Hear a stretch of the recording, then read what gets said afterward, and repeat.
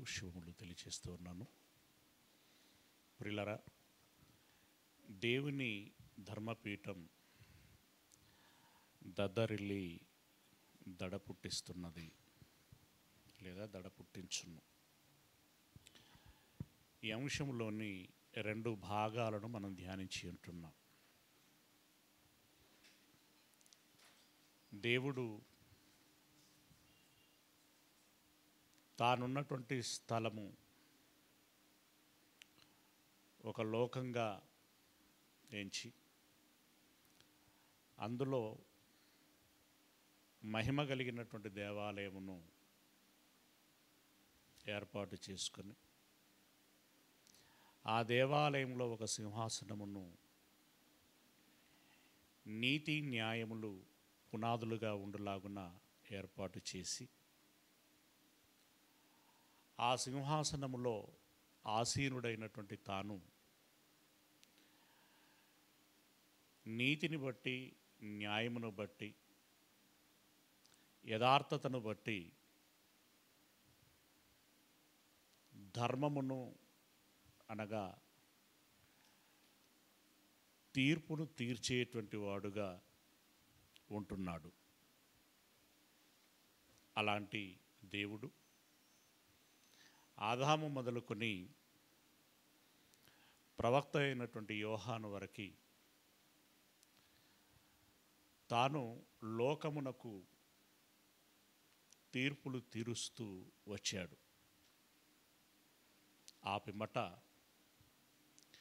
క్రీస్తు యేసు ద్వారా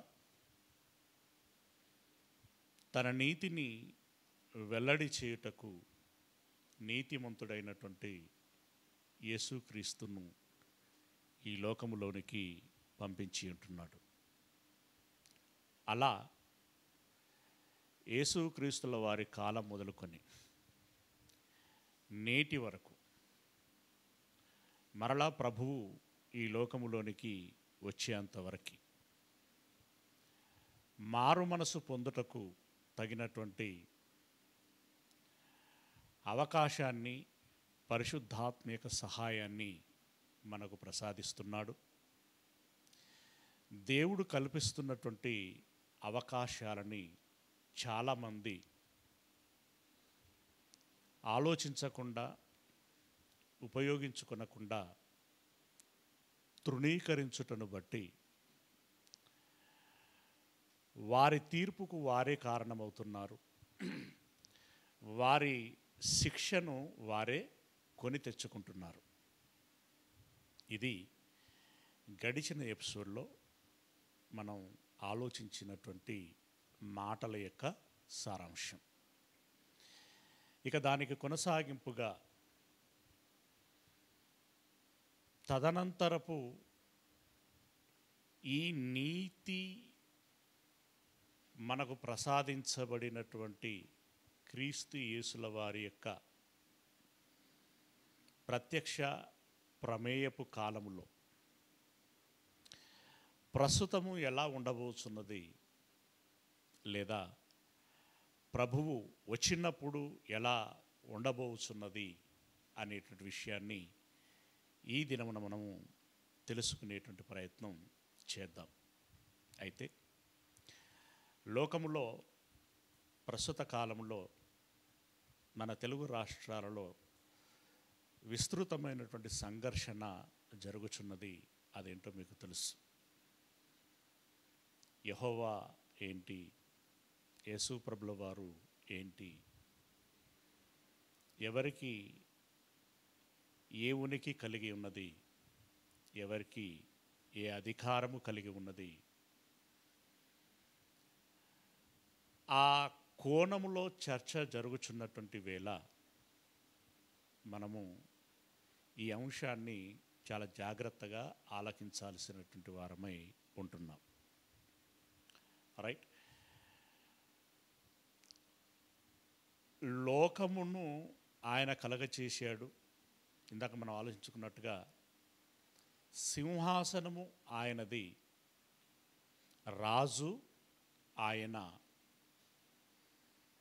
భూమి అంతటిని, సకల జనులని పరిపాలిస్తున్నటువంటి వాడు ఆయన. అలాంటి రాజైనటువంటి ప్రభు అయినటువంటి యెహోవాను ఉద్దేశించి, అంటే ఉన్నవాడైనటువంటి దేవుడిని ఉద్దేశించి వ్రాయబడినటువంటి మాటలను మనము ప్రకటన గ్రంథము 20వ అధ్యాయము, ప్రకటన గ్రంథము 20 ధ్యానించటానికంటే ముందుగా 15వ అధ్యాయానికి వెళ్దాం. 15వ అధ్యాయము 3వ వచనం నుండి, 3, 4 కలిసి ఉన్నాయి, 3వ వచనము నుండి. అయితే ఇక్కడ సందర్భము ఏంటి అనేటువంటి విషయాన్ని మనం గమనిస్తే, 7 తెగుళ్ళలోని చివరి తెగుల్ని దేవదూత ఈ లోకము మీద విడిచిపెట్టిన తర్వాత తెగులుకు సంబంధించిన పాత్ర అని ఉంటుంది అక్కడ. ఓకే, 2వ వచనములోని చివరి మాటలను మనం చదువుకున్నట్టయితే, వాటిని జయించిన వారు దేవుని వీణలు గలవారై, అంటే వాటిని అంటే వీటిని 2 మొత్తం చదువుదాం. అగ్నితో కలిసి ఉన్న స్ఫటికపు సముద్రము వంటిది ఒకటి నేను చూచితిని. అంటే పారదర్శకమైనటువంటి ఒక స్ఫటికము మీద అగ్ని మండుచూ ఉంటుండగా అక్కడ ఏ విధమైనటువంటి పరిస్థితి ఉన్నది అనేటువంటిది భక్తుడైనటువంటి యోహాను గారు చూస్తున్నారు. ఆ క్రూర మృగమునకును దాని ప్రతిమకును దాని పేరుగల సంఖ్యకును లోబడక వాటిని జయించిన వారు దేవుని వీణలు గలవారై ఆ స్ఫటికపు సముద్రమునొద్ద నిలిచియుండుట చూచితిని. ఇది విషయం. ఏంటి అనంటే, క్రూర మృగము అంటే గతంలో మనం చెప్పుకున్నాం. ఏంటిది క్రూర మృగము? పాపంతో కూడినటువంటి సమాజం. ఈ సమాజమును జయించినటువంటి వారు, ఈ సమాజమునకు ప్రతిరూపంగా ఉండేటువంటి క్రూర మృగము యొక్క ముద్రను నొసళ్ళ మీదనైతేనేమి చేతుల మీదనైతేనేమి వేసుకోనటువంటి వారు,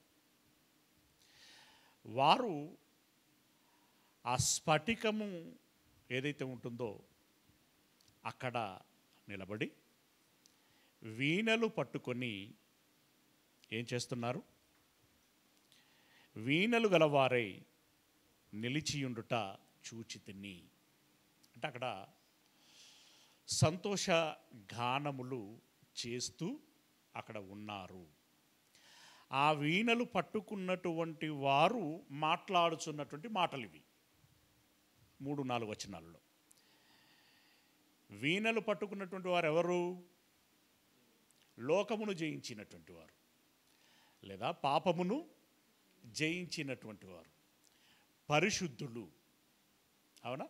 ఈ పరిశుద్ధులు చెప్పుచున్నటువంటి మాట ప్రభువా, క్యాపిటల్ లెటర్స్, అంటే యెహోవాను ఉద్దేశించి అంటున్నారు.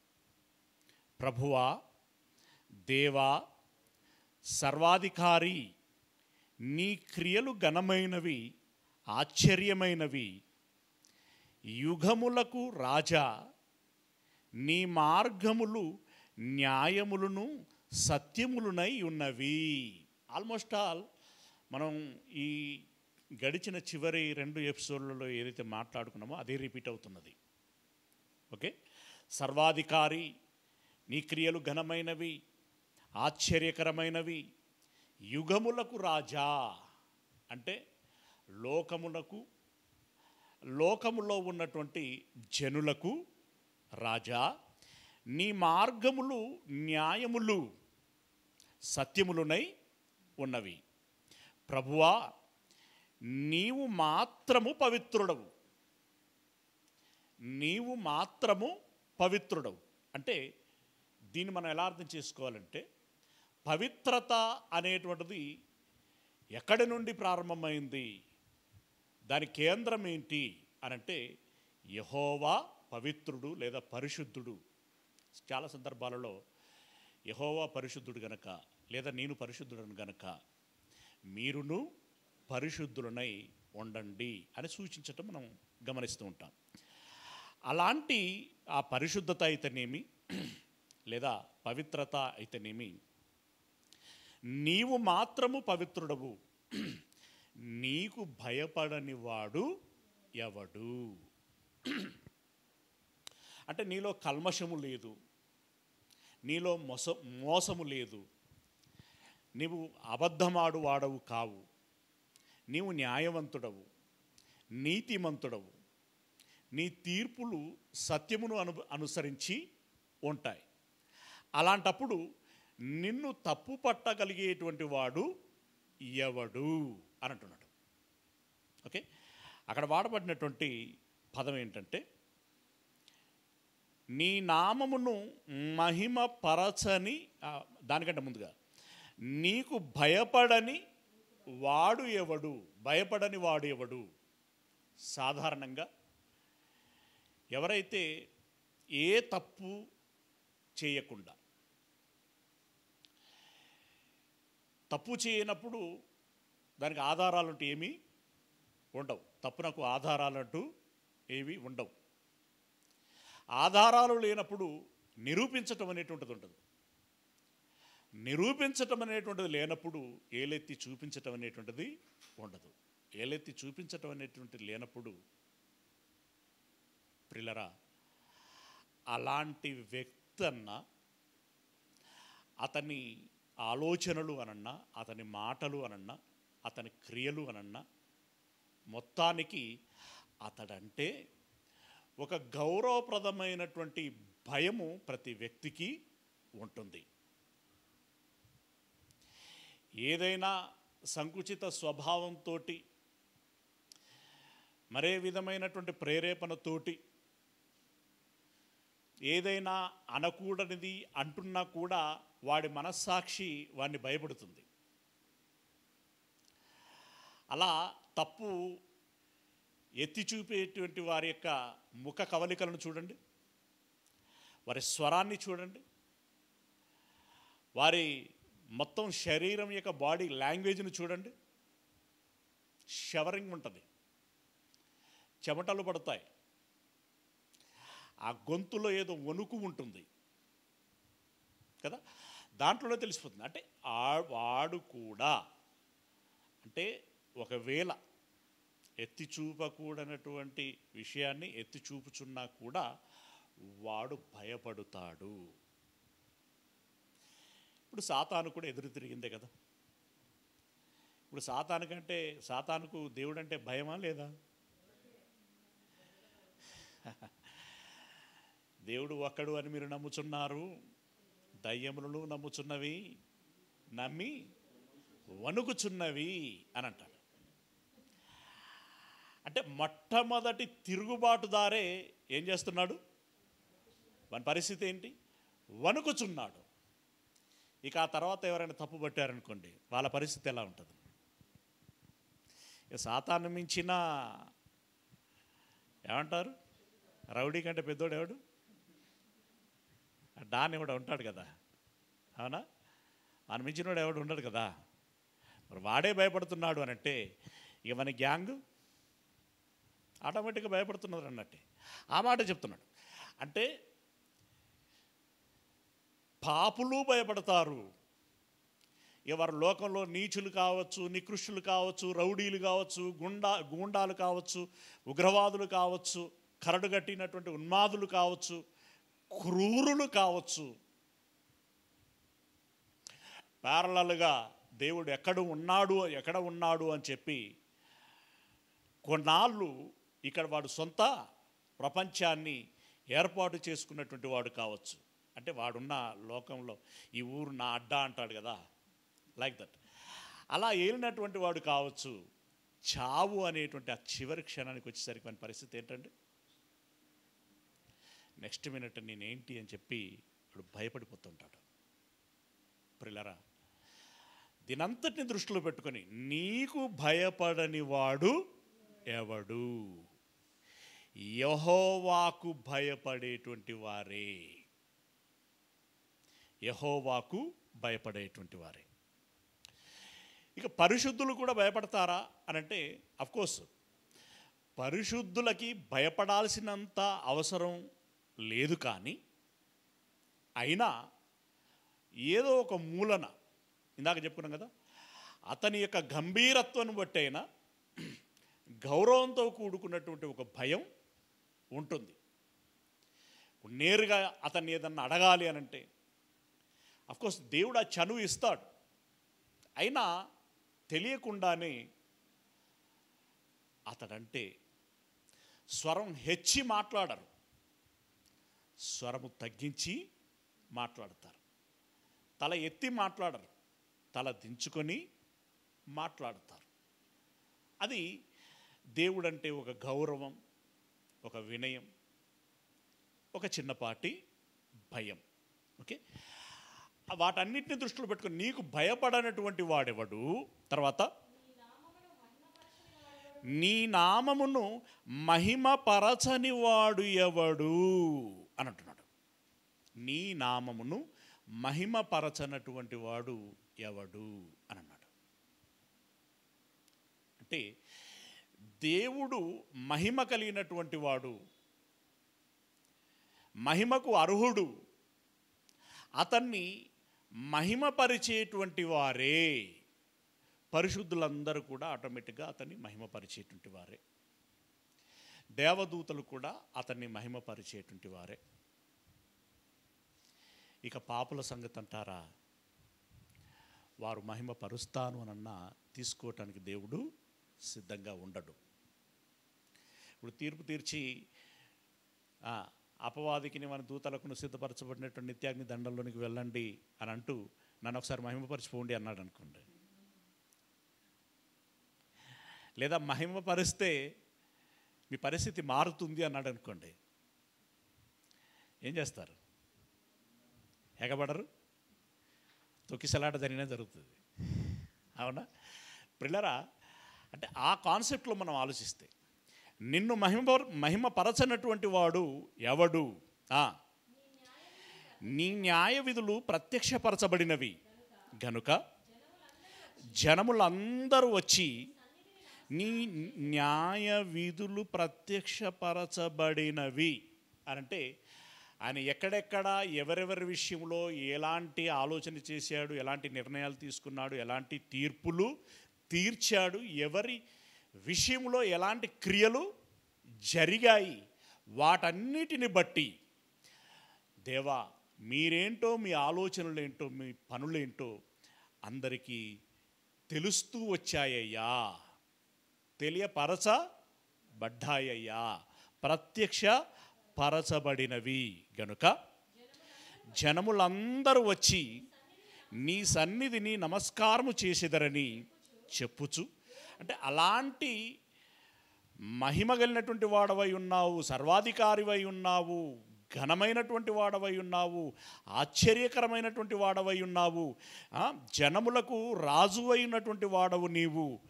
నీకు అందరూ భయపడతారు, నిన్ను అందరూ మహిమపరుస్తారు, నీ క్రియలు న్యాయమైనటువంటివని ప్రత్యక్షపరచబడి ఉన్నవి గనుక జనులందరూ నీ సన్నిధిలోనికి వచ్చి నమస్కారము చేసేదరని చెప్పుచు. అది అల్టిమేట్ అన్నమాట. వాళ్ళందరూ ఆయన దేవుని దగ్గరికి వచ్చి పాదాభివందనం చేస్తారు, నమస్కారము చేసేదరని చెప్పుచు.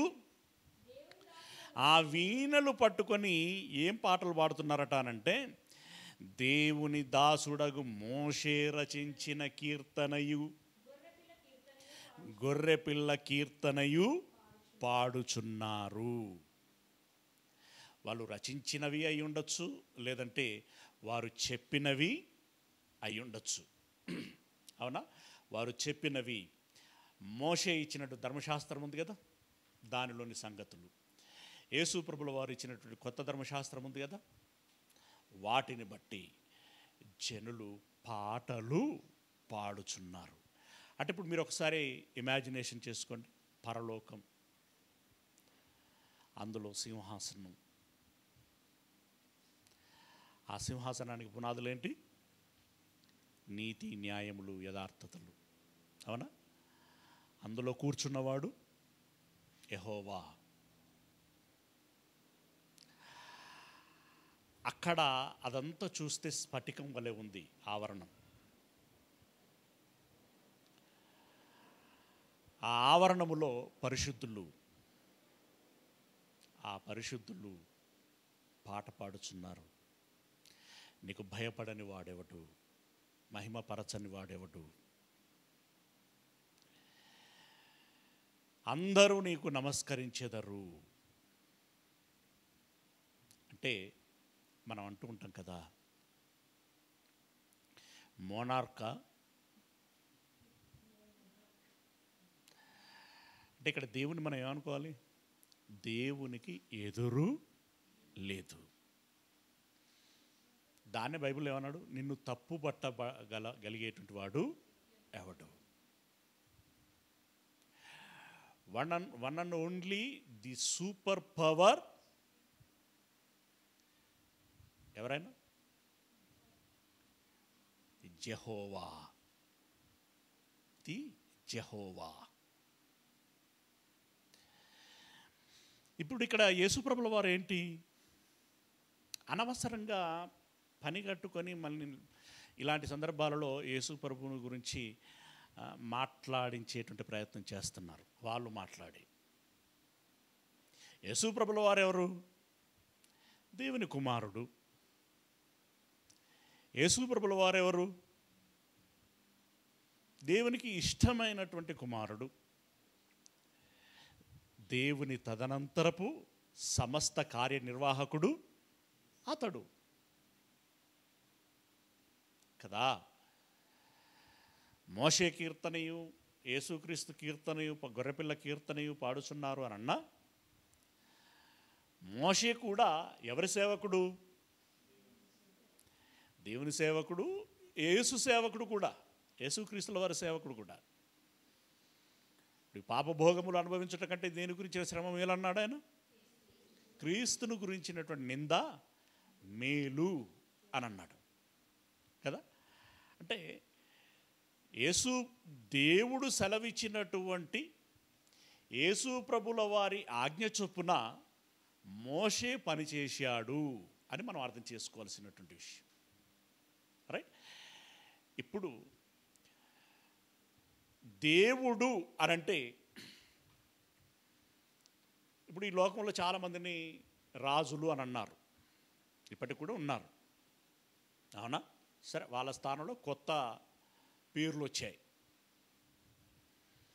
నేను ఈ రాష్ట్రానికి రాజును, నేను ఈ దేశానికి రాజును అని చెప్పుకునే వాళ్ళు చాలామంది ఉన్నారు. వాళ్ళతో పోలిస్తే యేసు ప్రభుల వారు కూడా ఒక రాజు కదా. ఇప్పుడు ఈ రాజు ఏ దేశానికి రాజు?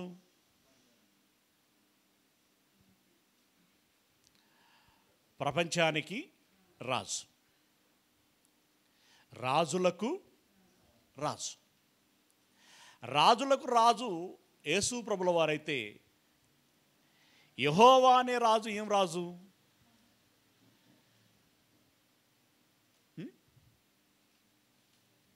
ఏం రాజు కదా. రాజులకు రాజైన యేసయ్యకే రాజు, అంతే కదా.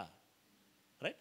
అంటే ఇప్పుడు దీన్ని బట్టి ఆయన యొక్క అత్యున్నతమైనటువంటి ఆ స్థానము ఏంటి అనేటువంటి విషయాన్ని తెలుసుకోవటానికి వ్రాయబడినటువంటి మాటలు ఇవి.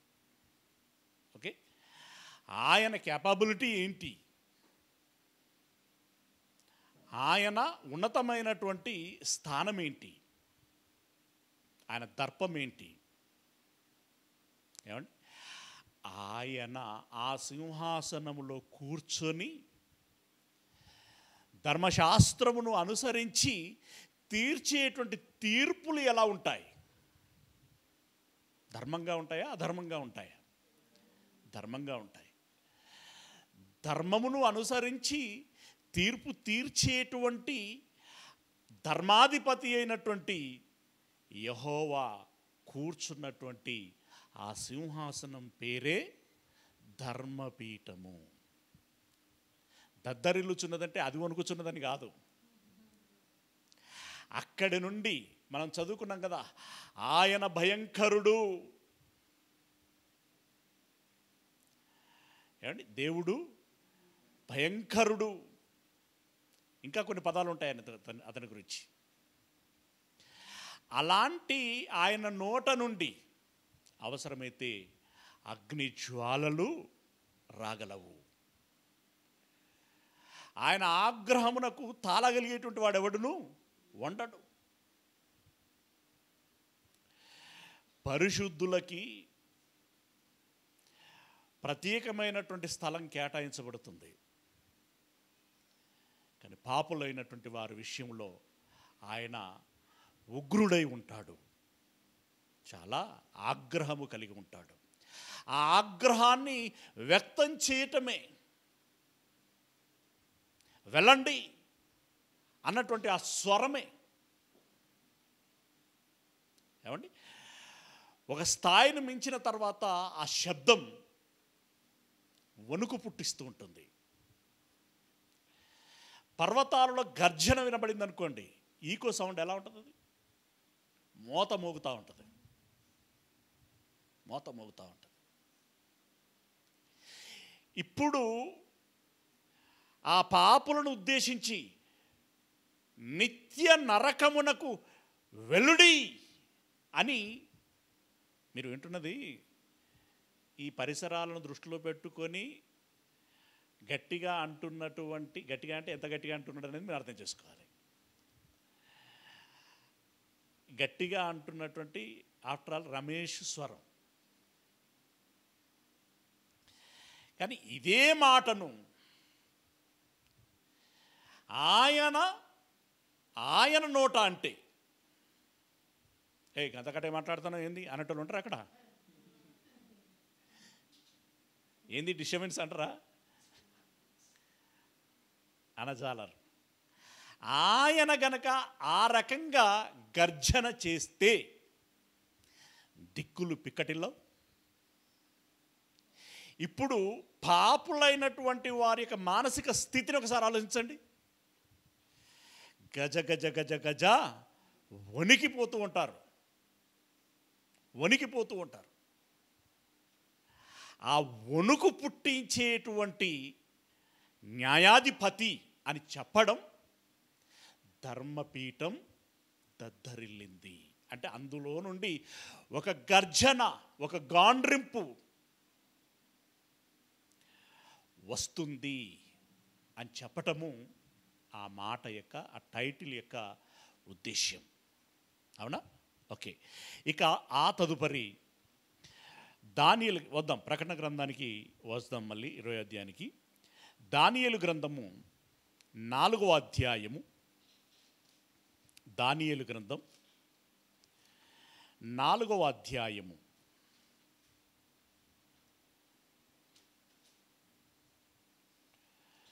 34, 35 వచనములు. ఇక్కడ సందర్భం ఏంటంటే, మహాసామ్రాజ్యాలలో మొట్టమొదటి మహాసామ్రాజ్యం ఏదని చెప్పుకున్నాం? బబులోను మహాసామ్రాజ్యం. నెబుకద్నెజరుకు ఉన్నటువంటి అధికారం ఎంత అప్పుడు? యెహోవాను కాసేపు అట్లా ఉంచండి. ఇప్పుడు నెబుకద్నెజరు అధికారంలోకి వచ్చేటప్పటికి యెహోవా మూలముగా నేను అధికారంలోనికి వచ్చాను అనేటువంటి విషయం ఆయనకు అంతగా తెలియదు.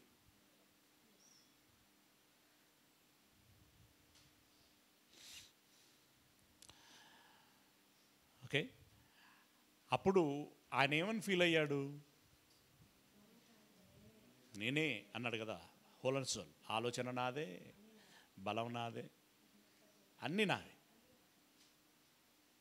నేను మహారాజును, ప్రపంచానికే రాజును. ఎంత గర్వపడ్డాడు, ఎంత గర్వపడ్డాడు. ఇక ఎంత ఎంత వీలవుతుందో అంత గర్వపడ్డాడు అనమాట. ఆయన ఎంత ఛాన్స్ ఉంటుందో, వీలవడం కంటే ఎంత ఛాన్స్ ఉంటుందో అంత గర్వపడ్డాడు. ఈ చిన్నోడికి నేను తెలిసిచ్చినట్టు లేదు, తెలియజేద్దాము అని డిసైడ్ అయ్యాను. అదంతా మీకు తెలిసిందే. నిజంగా అది ఆయన ప్రత్యక్షంగా చూసుంటే మనకు బాగా అర్థమయ్యేది, కనెక్ట్ అయ్యేది బాగా. ఎద్దు నడిచినట్టు నడిచాడట. అంటే 2 కాళ్ళు 2 చేతులు నడిచేసాడు. నడిచిన తర్వాత ఆయన జుట్టు ఆల్రెడీ రాజులు అప్పుడు కొంచెం పొడుగు పెంచుకునేటోళ్ళు, ఇది ఇంకా పెరిగి ఉంటుంది. అదట మంచుకు ఏమైందట, ఇట్లా అట్టగట్టిందట. అట్టగట్టింది. స్నానం లేదు, బట్టలు మార్చులు లేదు. ఈ వెనకాల వచ్చిన సైన్యం రకరకాల క్యారేజీలు పట్టుకొచ్చి ఉంటారు.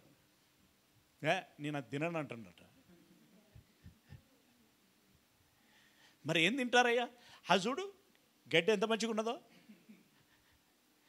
ఎట్లా తింటారయ్యా? అది కూడా తెలియదారా తిని చూపెడుతున్నాడు ఆయన. అంటే ఒక పశువు మేసినట్టుగా గడ్డిని మేస్తున్నాడు. నిజంగా ఆ ప్రత్యక్షంగా చూసినటువంటి వారు ఎంత ఆశ్చర్యపోయి ఉంటారండి. ఆశ్చర్యం ఒకటే ఉండదు, భయం కూడా ఉంటుంది. ఎందుకు ఇలా జరిగింది, ఏమైంది ఇతడికి?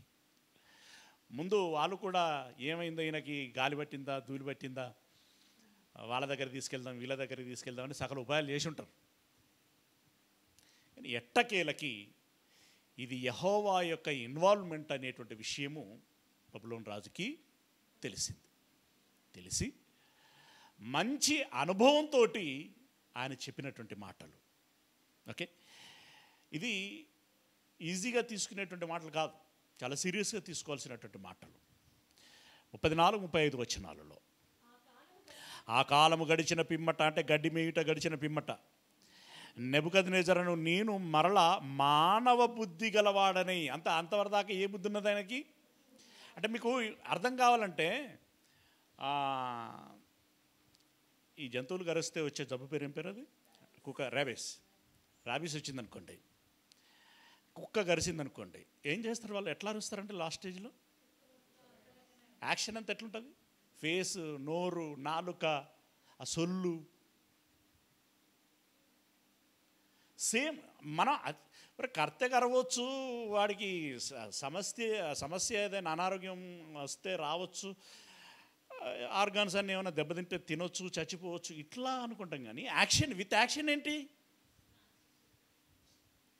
With action. కోతి కరిసిందనుకోండి, అక్కడ కూడా అట్లే చేస్తారు.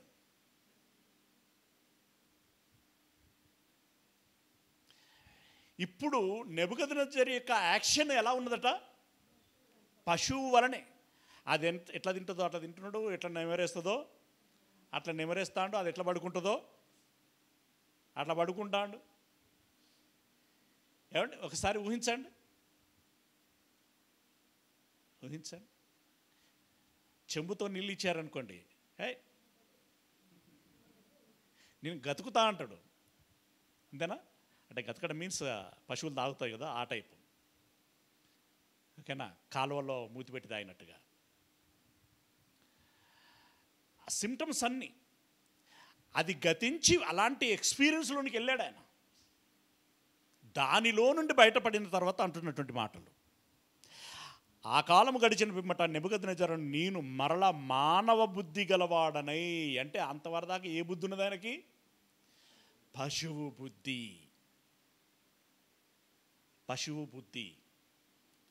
కుర్చీలో కూర్చోబెట్ట కూర్చోడు. అఫ్కోర్స్ ఆయన కోసం బెడ్ కూడా మోసుకొచ్చి ఉంటారు. ఎందుకంటే అది మహారాజు కదా. మహాసామ్రాజ్యానికి అధిపతి కదా, అంత ఈజీగా వదిలిపెట్టరు.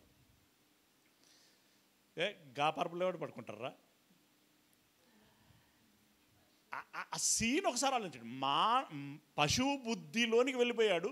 ఆ పశువు బుద్ధిలో నుండి ఇప్పుడు ఏ బుద్ధిలోనికి వచ్చాడు? మానవ బుద్ధిలోనికి వచ్చాడు. అసలు పశువు బుద్ధిలోనికి వెళ్ళటానికి గల కారకులు ఎవరు?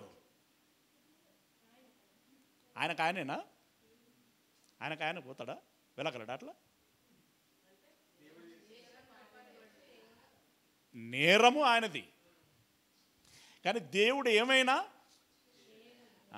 ఇప్పుడు మనల్ని కూడా గడ్డి తినిపించాలనుకున్నాడు అనుకో, ఇంట్లో ఎవరన్నా ఒకవేళ గడ్డి తిన్నాం అనుకో, మిగిలిన వాళ్ళందరం ఏమైపోతాం? విస్తుపోతాం కదా. భయంకరం.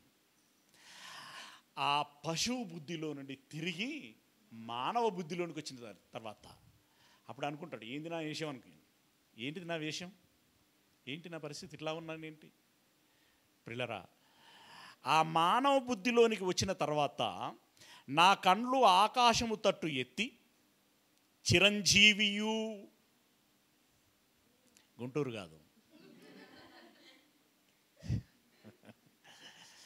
పరలోకపు చిరంజీవి అంటే ఎవరన్నమాట? దేవుడు. చిరంజీవియు సర్వోన్నతుడు నాకు దేవునికి స్తోత్రం చేసి అని ఆయన రియలైజ్ అయిన తర్వాత ఫస్ట్ చేసిన మా యాక్షన్ అది. యాక్షన్ మీన్స్ ఫస్ట్ చేసిన క్రియ. చిరంజీవియు సర్వోన్నతుడు నాకు దేవునికి స్తోత్రము చేసి ఘనపరిచి స్తుతించి తిని. ఒకసారి ఆయన పాత్రలోనికి వెళ్ళి ఏమని ఉంటాడో ఒకసారి మీరు చెప్పండి. ఎంతసేపు అని ఉంటాడో చెప్పండి. ఎలాంటి స్వరంతో అని ఉంటాడో చెప్పండి. ఆ దృశ్యం ఎలా ఉంటుందో ఒకసారి ఊహించండి కదా. బహుశా మనం అనుకుంటున్న దానికంటే చాలా ఎక్కువ ఉండుంటుంది. ఓకేనా? స్తుతించి తిని ఆయన ఆధిపత్యము చిరకాలము వరకు, ఆయన రాజ్యము తరతరములకు ఉన్నవి. ఏంది ఆయన రాజ్యం అంటాడేంది? ఏ రాజు?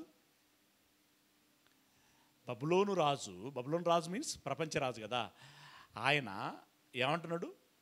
దేవుని రాజ్యం అని అంటున్నాడు. ఆయన రాజ్యం మీన్స్ దేవుని రాజ్యం అంటున్నాడు. అంటే ఇప్పుడు నెబుకద్నెజర్ కాదా? తెలిసి వచ్చింది అంత సినిమా నాకు లేదు అనేటువంటి విషయం అతనికి తెలిసి వచ్చింది. తర్వాత 35వ వచనం, భూనివాసులందరూ ఆయన దృష్టికి ఎన్నికకు రానివారు. నేను అనుకున్న చాలా తెలివి అయినోన్ని, చాలా కండబలం ఉన్నోన్ని, ఈ బలం ఆ బలం ఉన్నది అని చెప్పేసి నేను అనుకున్నాను. కానీ ఆయన ముందు నేను ఆఫ్టర్ ఆల్ ఒక దుమ్ము రేణువు లాంటి వాడిని. అంతేనా? తర్వాత అతడు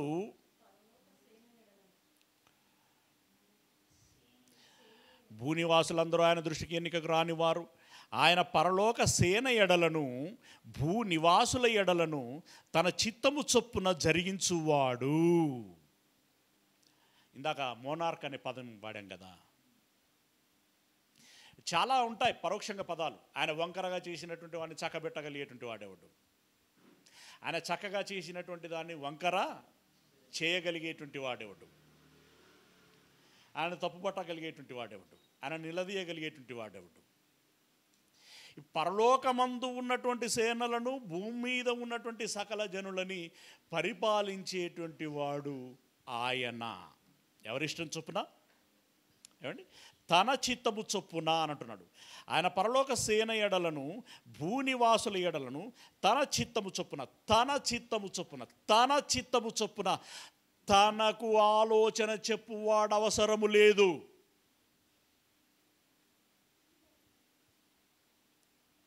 మరి మోషే చెప్పినప్పుడు చాలాసార్లు తన అభిప్రాయం మార్చుకున్నాడు కదా. మోషే చెప్తే ఆయన మార్చుకోవాలని రూల్ ఏమీ లేదు. అరే ఇది ఇంతేరా అన్నాడు అనుకోండి, మోషే ఏం చేస్తాడు? నీ చిత్తము దేవా అని అంటాడు. అంతేగా, అంతకు మిక్కిలి మరేమీ లేదు. అలా సమస్తము తన చిత్తము చొప్పున జరిగించువాడు. ఆయన చేయి పట్టుకొని నీవేమి చేయుచున్నావని ఆయనతో చెప్పుటకు ఎవడును సమర్థుడు. ఏం చేస్తున్నావయ్యా, అసలు ఏంది ఈ జనాలను కనడమేంది, తదనంతరపు ఈ తప్పులేంది, ఒప్పులేంది, తీర్పులేంది, స్వర్గమేంది, నరకమేంది, ఏమనుకుంటున్నావు నువ్వు, నీ సంగతి ఏంది అని ఆయన మామూలుగా కూడా అదట చెయ్యి పట్టుకొని అడగగలిగేటువంటి వాడెవడు. ఎవరైనా ఉన్నారా చూడండి ఒకసారి. ఏదో పాటలు రాస్తారు, ఉన్నావా, నీవు ఉంటే ఏం చేస్తున్నావు అని కొన్ని పాటలు రాస్తూ ఉంటారు. పాడుకోవటానికి వినటానికి సెంటిమెంటల్గా చాలా బాగుంటాయి కాబట్టి నడుస్తున్నది. నువ్వు ఉన్నావా అనగానే ఒక్కసారి ఆయన కనబడ్డాడు అనుకో, వాడి గుండె ఆగుతుంది. అంతేనా ప్రియులరా? ఆయనను అడగగలిగేటువంటి వాడు ఎవడూ లేడు. ఆయనను అడగలిగేటువంటి సమర్థుడు ఎవడును ఉండడు అని అన్నాడు. ఒక మహాసామ్రాజ్య అధినేత స్వయంగా తన నోట అన్నటువంటి మాట. ఇప్పుడు ఆ దేవుడు ఇందాక చెప్పుకున్నట్టుగా ఆ మహాసింహాసనంలో నుండి గర్జించు స్వరముతో ఆయన తీర్పు తీరుస్తూ శిక్ష విధించేటువంటి ఆ దృశ్యం ఎలా ఉంటుంది అంటే ఒకనాటి పౌరాణికాలు ఇప్పుడు ఉండుంటే చాలా చక్కగా, కొంచెం అంటే చక్కగా మీన్స్ ఎంతో కొంత బాగా అర్థం కావడానికి బాగుండేది. యెహోవా పాత్రలో మహేందర్ని పెడితే నిజంగా చప్పట్లు కొడితే ఎంత గట్టి కొట్టిండు. అలాగే అతడు గర్జిస్తే కూడా అంత బాగుండటానికి అవకాశం ఉంటుంది. ఒకసారి 7వ అధ్యాయము, దానియేలు గ్రంథం 7వ అధ్యాయము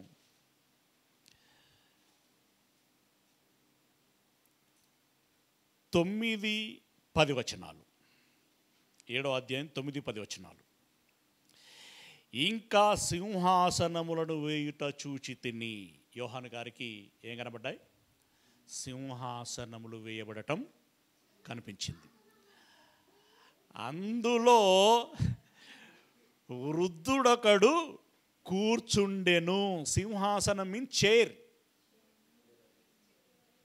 కుర్చీ. ఓకే, అందులో సింహాసనములు వేయబడ్డాయట. ఆ సింహాసనంలో ఎవరు కూర్చున్నారట? మహావృద్ధుడు ఒకడు కూర్చుండెను. ఎవరైనా ఈ ముసలాయన ఎవరు? దేవుడు ముసలాయన? వృద్ధుడు అని పలికినటువంటి పదములోని ఆంతర్యం ఏంటంటే చాలా సీనియర్ మోస్ట్ అని చెప్పడం. ఎవరూ లేకముందే ఉన్నవాడు అని చెప్పడం, అంతే. అందరికంటే పెద్దవాడు అని చెప్పడం కూడా. మనోళ్ళు తెల్లగడ్డం పెట్టి ముసలోడు అంటే ముసలు లెక్క చూపెట్టాలి కాబట్టి ఆ ఫోటోలలో అట్లే పెడతారు. అందరికంటే సీనియర్ అని చెప్పడం దాని అర్థం, పెద్ద ఆయన అని చెప్పడం. ఓకేనా, రైట్. వృద్ధుడొకడు కూర్చుండెను. ఆయన వస్త్రము హిమము వలె ధవలముగాను. ఇవన్నీ కూడా అలంకార భాష. అంటే నువ్వు ఆ ఊహించుకోవాలి, ఆ ఆలోచనలోనికి వెళ్ళిపోవాలి నువ్వు. ఆయన వస్త్రము హిమము వలె ధవలముగా. ధవలం అంటే తెల్లనిదనం. హిమం ఎలా ఉంటుంది? చాలా ప్యూర్గా అనిపిస్తూ ఉంటుంది కదా. దేవుడు అంత పరిశుద్ధుడు అని చెప్పటం, అంత గొప్పవాడు అని చెప్పటం. ఆయన తల వెంట్రుకలు శుద్ధమైన గొర్రెబొచ్చు వలె తెల్లగాను ఉండెను. అయ్యో, గొర్రెంట్రుకలేనా అనుకోకండి, మనకు తెలిసిన భాష గదే కాబట్టి అంతలో చెప్తున్నాడు, అంతే. తర్వాత ఆయన సింహాసనము అగ్నిజ్వాలల వలె మండుచుండెను. ఇప్పుడు ఎలా? ఇప్పుడు ఊహించుకోండి ఒకసారి. ముట్టుకుంటే కాలిపోతావు అన్నట్టుగా ఉంటుంది. కానీ అది కాలేది కాదులేండి. దాని అర్థం ఏంటంటే, మా బిడ్డ గురించి ఏమనుకుంటున్నావు నువ్వు? నిప్పు అంటే కాలుతుంది అమ్మాయి పడికి అంటారా? దాని అర్థం ఏంటి? అంత పర్ఫెక్ట్, తప్పుడు ఆలోచనలు ఉండవు, చాలా ఫేర్ క్యాండిడేట్, అసలు దాన్ని సహించదు అని చెప్పటం, అంతేనా? రైట్. అలా ఇప్పుడు అగ్ని వలె సింహాసనం మండుతున్నది అని అంటే దాని అర్థం ఏంటంటే, దేవుడు అలాంటి శ్రేష్టమైనటువంటి వాడు. సహించడు దేన్ని పాపాన్ని. దేన్ని అంటే మళ్ళీ మంచిలో కూడా కాదు, దుష్టత్వమునకు చోటు లేదనే మాట ఉంటాం కదా, అదనమాట. రైట్. అగ్ని జ్వాలల వలె మండుచుండెను, దాని చక్రములు అగ్ని వలె ఉండెను. అగ్ని వంటి ప్రవాహము అంటే ఆయన సింహాసనానికి చక్రాలు కూడా ఉన్నాయట. అంటే ఎక్కడికంటే అక్కడ పోతుంది అది. అంటే దాని అర్థం ఏంటి? ఆ కుర్చీ ఆయన ఎక్కడైనా వేసుకోగలడు అని. అందుకే ఆకాశము నా సింహాసనం, భూమి నా పాదపీఠం. యాక్చువల్లీ ఇక్కడ ఆకాశం అంటే ఏంటి? మన వాళ్ళు దీన్ని మాట్లాడారు, హెవెన్. Okay, right. అగ్ని వంటి ప్రవాహము ఆయన యొద్ద నుండి ప్రవహించుచుండెను, వేవేల కొలది ఆయనకు. అంటే ఇవన్నీ వివరించుకుంటూ పోతే టైం లాగైపోతుంది, మీరు ఆలోచించుకోవాలి అంతే. అగ్ని వంటి ప్రవాహం పోతున్నదంటే దాన్ని ఏంది అనేది మీరు అర్థం చేసుకోవాలి. తర్వాత వేవేల కొలది ఆయనకు పరిచారకులు ఉండిరి, కోట్ల కొలది మనుషులు ఆయన ఎదుట నిలిచిరి. ఇప్పుడు ఒకసారి ఆలోచించండి ప్రియులరా, మనం మొదటి నుంచి చెప్పుకుంటూ వస్తున్నటువంటి మహాసింహాసనం ఆవరణమంతా స్ఫటికంను పోలి ఉన్నది. దేవదూతల సంఖ్య ఎంత? కోట్లు కదా. తర్వాత పునరుత్థానము చెందిన తర్వాత అంటే చివరి తీర్పు ఉంటుంది కదా, ఆ టైంలో ఆయన ముందు నిలబడేటువంటి జనులు ఎంతమంది? ప్రజలు, మనుషులు ఎంతమంది ఉండొచ్చు? వాళ్ళు 100 కోట్లు ఉంటారా?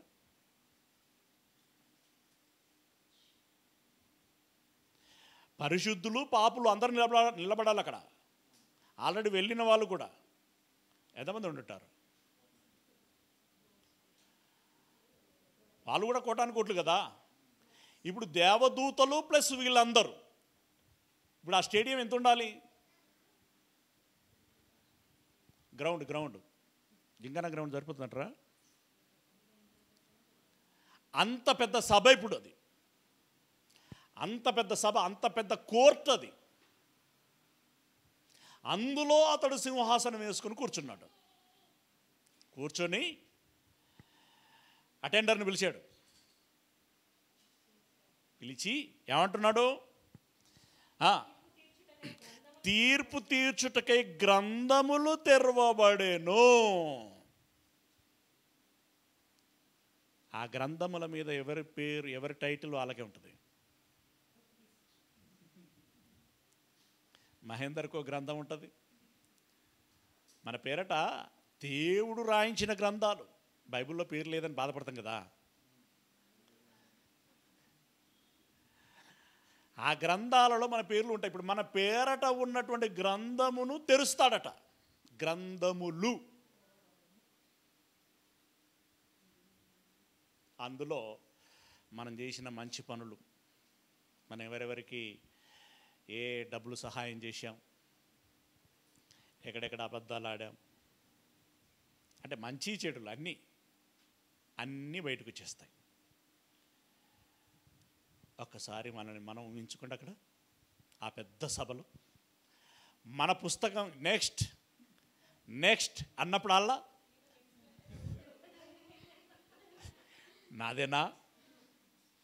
ఒకవేళ ఆల్ఫాబెట్స్ అన్నాడు అనుకో,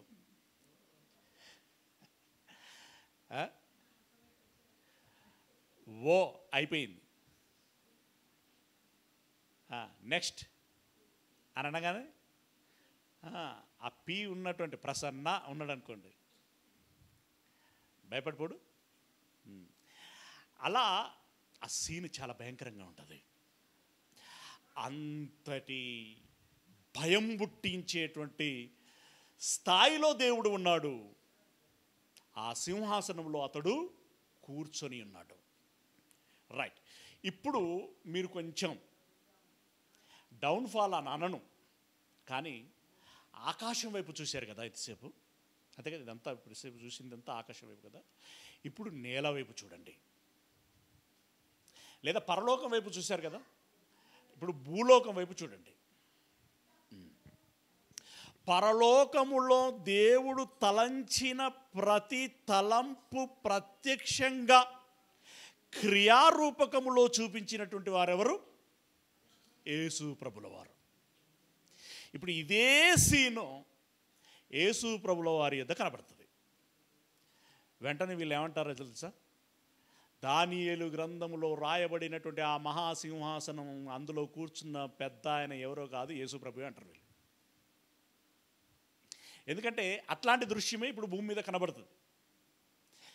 దేవుడు చూపించి, అంతే కదా, యేసు ప్రభుల వారికి జ్ఞానమునిచ్చింది ఆయనే, ఆలోచన ఇచ్చింది ఆయనే, అధికారమును ఇచ్చింది ఆయనే అన్నప్పుడు ఇప్పుడు దేవుని చిత్తము చొప్పునే కదా యేసు ప్రభువు నోరారా అన్నాడు కదా, పరలోకమునందు దేవుడు నాకు ఏమి నేర్పించి ఇక్కడికి పంపించి ఉంటున్నాడో ఆ మాటలనే పలుకుచున్నాను, ఆ క్రియలే చేస్తున్నాను అని అంటాడు. యాజ్ ఇట్ ఈజ్గా ఇదిగో ఇలా చేయాలి బిడ్డ అని చెప్తాడు ఆయన.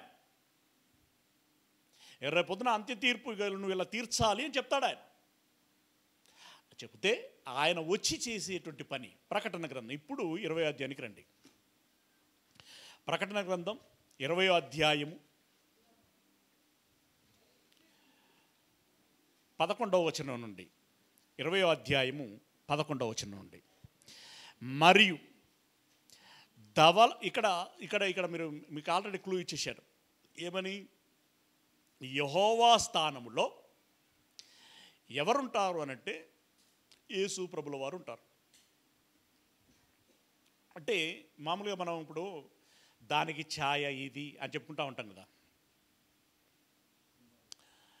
ఆనాటి గుడారానికి ఛాయ, ఆనాటి మందసానికి ఛాయ, ఆనాటి దీపానికి ఛాయ, ఇవన్నీ చెప్పుకుంటాం ఉంటాం కదా. లైక్ దట్ ఇప్పుడు ఇందాక మనం దానియేలు గ్రంథంలో చెప్పుకున్నటువంటి దానికి యొక్క ఛాయ ఇది. Okay, right. మరియు ధవలమైన మహాసింహాసనమును దాని యందు ఆసీనుడై ఉన్న ఒకరిని చూచి తిని, భూమి ఆకాశములు ఆయన సముఖము నుండి పారిపోయాను. అంటే దాని అర్థం ఏంటంటే ఇంకా అప్పటికే భూమి వెళ్ళిపోయిందని కాదు, భయపడుచున్నవి అని దాని అర్థం. ఓకే, వాటికి నిలువ చోటు కనబడకపోయాను. మరియు గొప్పవారేమి కొద్దివారేమి మృతులైన వారందరూ ఆ సింహాసనము ఎదుట నిలవబడి ఉండుట చూచి తిని. సేమ్ లేదు, దానియేలు గ్రంథంలో ఏం చదివామో ఇక్కడ అదే ఉంది. అక్కడ యెహోవాను ఉద్దేశించి అన్నాడు, ఇక్కడ యేసు ప్రభుల వారిని ఉద్దేశించి అన్నాడు. కాబట్టి ఇప్పుడు అది ప్రవచనము, ఆ ప్రవచన నెరవేర్పు ఇక్కడ. కాబట్టి ఆ ప్రవచనంలో యెహోవా అన్నాడు కాబట్టి ఆ నెరవేర్పులో ఉన్నది యెహోవా అని అనకూడదు. చాలామంది ఇప్పుడు ఇట్లా తీసుకొనే వాటి సాగదీతాలు పాఠాలు. Okay, right. ఏమంటున్నాడు ఇక? యేసు ప్రభుల వారు కూర్చున్నారు. కూర్చొని గొప్పవారేమి కొద్దివారేమి మృతులైన వారందరూ ఆ సింహాసనం ఎదుట నిలవబడి ఉండుట చూచి తిని. ఆ సింహాసనం ఎదుట ఎవరెవరు నిలబడ్డారట? గొప్పవారేమి అంటే నెబుకద్నెజరు కూడా ఉంటాడు అప్పుడు, అలెగ్జాండరు ఉంటాడు, కేసీఆర్ ఉంటాడు, మనం అందరం ఉంటాం, అందరం ఉంటాం. Okay, right. అప్పుడు మళ్ళీ సేమ్ గ్రంథములు. ఇప్పుడు మన గ్రంథం ఎక్కడ ఉంటుందబ్బా ప్రస్తుతం? ఇప్పుడే ఈ క్షణంలో ఎక్కడ ఉన్నది? పరలోకం ఉన్నది. ఎవరు రాస్తున్నారు? ఎవరైనా రాయగలరు. దేవుడు చెప్తాడు, దేవదూతలు రాస్తాయి. అరే మన పేరట గ్రంథం ఒకటి పరలోక లైబ్రరీలో ఉన్నది. మనం ఎంత గొప్పవాళ్ళం. కానీ అక్కడ పాజిటివ్గా ఉండొచ్చు, నెగటివ్ ఉండొచ్చు. బట్ మన పేరట మాత్రం ఒక గ్రంథం ఉన్నది. అది పరలోకము లైబ్రరీలో ఉన్నది. ముందే స్పెషల్ పర్మిషన్ మీద వెళ్ళి ఐడి కార్డు చూపెట్టి చదివితే బెటర్ ఏమో. అభిగాని పంపించాలి. రైట్. ఆ గ్రంథములు విప్పబడెను. ఇది ఫైనల్. జీవ గ్రంథమను వేరొక గ్రంథము విప్పబడెను.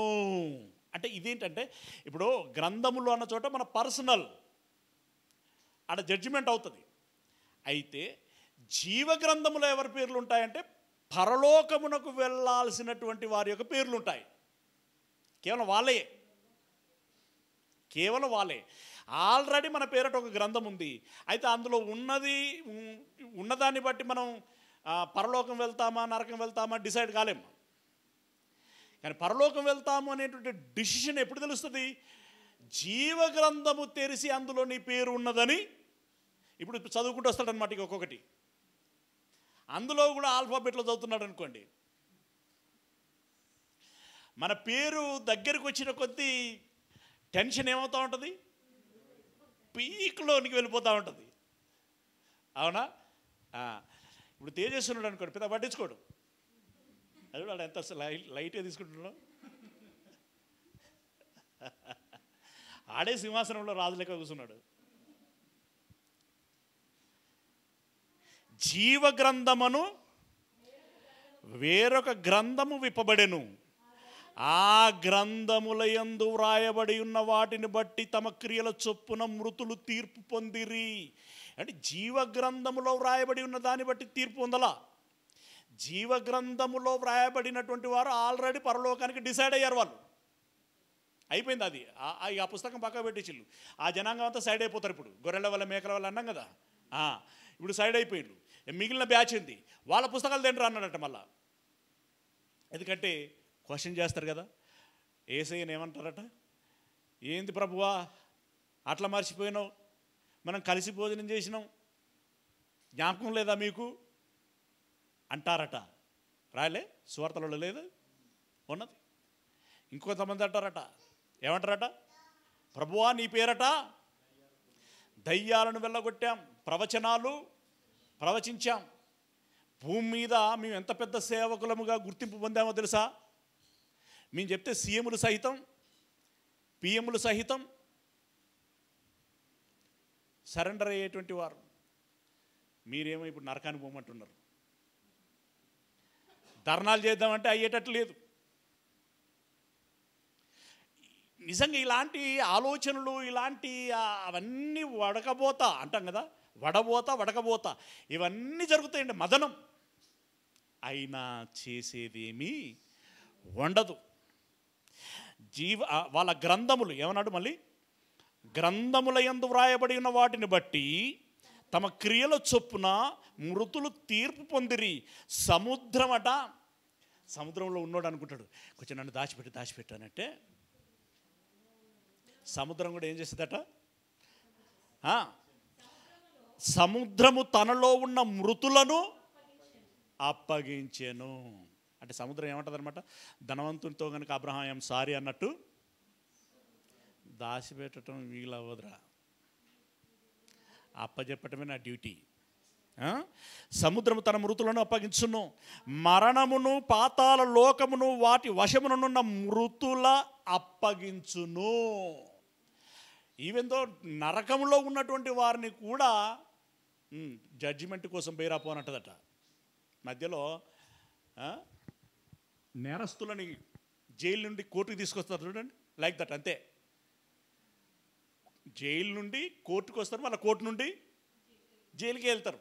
వేరేది ఏముంటుంది. ఇక మధ్యలో విహారయాత్రకు వచ్చి మధ్యలో ఏదైనా పిక్నిక్ చేసుకొని పోతారేమో అనుకోకూడదు. ఓకే, మృతుల లోకమును, మరణమును మృతుల లోకమును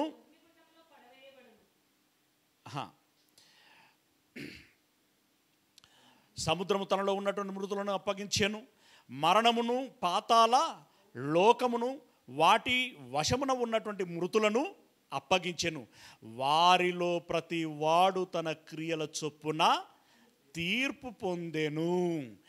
మరణమును మృతుల లోకమును అగ్నిగుండములో పడవేయబడెను. అంతే. పాపులందరూ, మరణము అంటే ఇక్కడ పాపం చేసిన వారు అందరు, వీళ్ళందరూ మృతుల లోకం అంటే ఆ జనాంగం, ట్రూప్ అంతా. ట్రూ బజార్ అని ఒకటి ఉంటుంది. ఈ ట్రూప్ అంతా ఎందులో పడవేయబడతారట? అగ్నిగుండములో పడవేయబడెను. ఈ అగ్నిగుండము రెండవ మరణం అయిపోయింది. ఎవని పేరైనను జీవగ్రంథమందు వ్రాయబడినట్టు కనబడని ఎడలా, ఇందాక మీద చదువుకున్నాం కదా, కనబడితే బతికిపోయిండు, కనబడకపోతే చచ్చిపోయిండు. అగ్నిగుండములో పడవేయబడెను. నిజంగా ఈ సమయంలో జనాలు భయపడతారా, బిందాస్గా ఉంటారా చెప్పండి? భయపడతారు. ఈ భయం మొదటి నుండి జరుగుతూనే ఉన్నది. ఫైనల్గా జరిగేది అది మాస్, పెద్ద ఎత్తున. ఇప్పుడు నరకానికి వెళ్తున్నట్టు ప్రతి వాడికి జడ్జిమెంటే అవుతున్నది కదా. ఇప్పుడు లాజర్లాగా మరణించగానే దేవదూతలు వచ్చి నెమ్మది పొందు స్థలానికి వెళ్దామనంటే సంతోషంగా ఉంటుంది, సమాధానంగా ఉంటుంది. అలా కాకుండా నరకానికి వెళ్దామని చెప్పేసి అవి నరకానికి కూడా దేవదూతలే తీసుకెళ్తాయి. ఆ దేవదూతలు వచ్చి నరకానికి వెళ్దాం అని తీసుకెళ్తుంటానంటే, ఒకవేళ అవి ఏం అనకుండా తీసుకుపోతున్నా కూడా, అయ్యా ఇక్కడ తీసుకుపోతాను మమ్మల్ని, ఇంకెక్కడికి నువ్వు చేసిన కథలకు అన్నాడు అనుకోండి, అయిపోయింది. గుండె జారి గల్లంతయింది. అక్కడ పాడాలి ఈ పాట.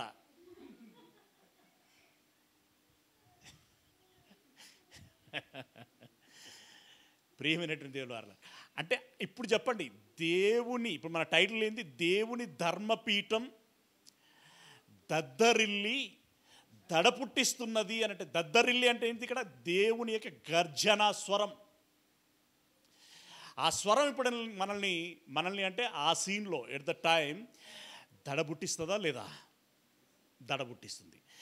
నిజంగా మనం వివేకవంతులమైతే, చైతన్యవంతులమైతే, ఇప్పుడు దాన్ని గనక మనం ఇమాజినేషన్ చేసుకోగలిగితే, ఆలోచించగలిగితే, ఆ దడ అప్పుడు కాదు ఇప్పుడే పుట్టుతుంది. ప్రియులరా, గనుక లోకములో పీఠాలు చాలా ఉన్నాయి. ఆ పీఠాలలో రకరకాల అసాంఘిక కార్యక్రమాలు జరుగుచున్నాయి. అయినా ధర్మకర్తల పేరట నిజాయితీపరులుగా, ధర్మకర్తలుగా మరి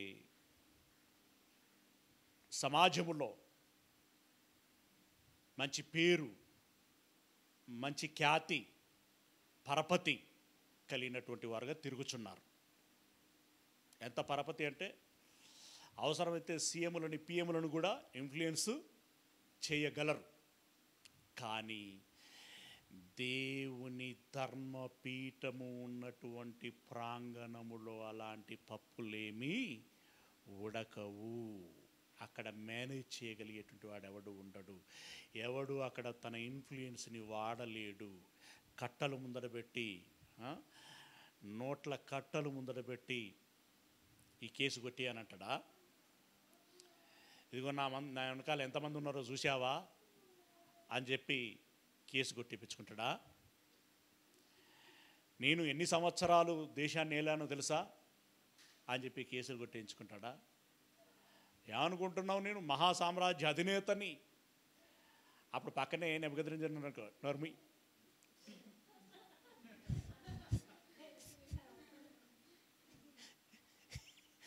ఎందుకంటే ఆల్రెడీ ఎక్స్పీరియన్స్డ్ కదా. నోర్మి ఇక్కడ పనికిరా ప్రియులరా. కాబట్టి లోకంలో పీఠాలు ఎన్నైనా ఉండొచ్చు, అక్కడ ఏమైనా జరగచ్చు, కానీ దేవుని పీఠం దగ్గర ఏది జరగదు. అక్కడ నీతి, న్యాయము, యథార్థత, సత్యము, పరిశుద్ధతను బట్టే కార్యములు జరుగుతాయి. అంటే ఇలాంటి పీఠాలను గురించి గొప్పగా ఫీల్ అయ్యేటువంటి వారు కానివ్వండి, లోకంలో ఉండేటువంటి పీఠాల గురించి గొప్పగా ఫీల్ అయ్యేటువంటి వారు కానివ్వండి, ఆ పీఠాధిపతులము అని చెప్పుకునేటువంటి వారు కానివ్వండి, తెలుసుకోవలసినటువంటి మాటలు, పాఠము ఇది. ఓకే, వీలైతే మరి భారతదేశంలో ఎన్ని ధర్మపీఠాలు ఉన్నాయో, లేదా ఎన్ని పీఠాలు అయితే ఉన్నాయో వాళ్ళకి ప్రత్యేకంగా పోస్ట్ చేసేటువంటి ప్రయత్నం చేయండి. వాటి పట్ల విశ్వాసం కలిగినటువంటి జనాలకి కూడా తెలియచేసేటువంటి ప్రయత్నం చేయండి. మీరు ఎలా చేస్తారో యువర్ చాయిస్. ఓకేనా? God bless you.